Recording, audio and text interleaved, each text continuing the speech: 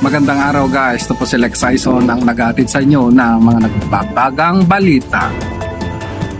May namataan na 4 na klase ng pag-uugali ng isang tao at narito ang mga 4 na senaryo na kung saan ay tinatawag itong mga adik sa kape.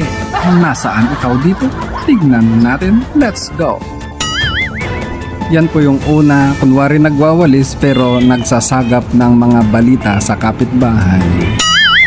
At yan naman po yung ikalawa, nakasagap na ng balita at nakipagchismisan, hindi na natapos ang kanyang ginagawang pagwawalis.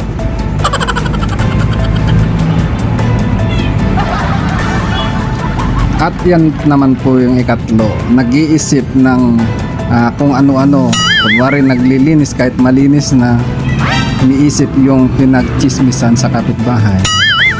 At yan po yung ikaapat, hindi siya makapaniwala sa mga narinig niya sa kapitbahay. At yan po ang mga 4 na senaryo po na adik sa kape. Salamat po.